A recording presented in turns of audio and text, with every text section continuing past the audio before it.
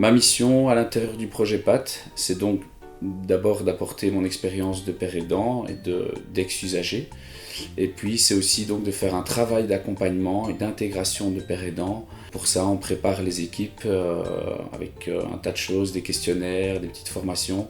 Et notre objectif, c'est vraiment que le terrain soit le plus favorable possible pour l'arrivée d'un père aidant. Pour moi, une des valeurs assez fondamentales dans la présence de père aidant, c'est tout l'espoir que ça représente. Ils incarnent la possibilité, à travers leur parcours de rétablissement, d'un espoir pour des personnes qui elles-mêmes sont encore en situation de grande difficulté.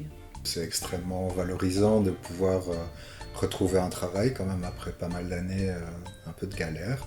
Donc retrouver un travail dans lequel je peux apporter de l'innovation, de la connaissance et de la réflexion que j'ai développée. Avant de faire cette formation de père aidant, moi j'étais commercial, donc je vendais des bonbons sans gluten et sans sucre et sans matière grasse.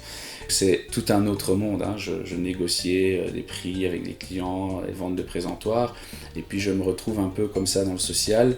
C'était parfois un peu compliqué pour moi d'envisager que j'allais peut-être pouvoir apporter des choses à des professionnels qui eux travaillent depuis 20 ans dans la rue ou Ce qui m'a marqué, c'est vraiment la force des choses qu'on a vécues, de notre vécu, de les échanger avec des professionnels et de voir qu'effectivement ils comprennent qu'il y a autre chose, il y a une autre manière de voir les choses. Mon souhait le plus important par rapport à la père aidance, je dirais, c'est qu'il y ait une reconnaissance du statut de père aidant. On commence à avoir des personnes qui sont engagées au même titre que les autres. Et donc, il faudrait que ce soit des pratiques qui prolifèrent, voilà, qui prennent de l'ampleur et surtout qui permettent justement de modifier le regard que peuvent avoir certains professionnels dits classiques sur les personnes qu'ils accompagnent. Alors mon souhait pour la père aidance en Belgique francophone, c'est qu'il y ait des pères aidants dans toutes les équipes de l'accompagnement et du soin, là où ça a du sens, parce que moi j'en suis convaincu. Et puis que le fait d'intégrer d'anciens bénéficiaires ou d'anciens usagers favorise la culture du rétablissement.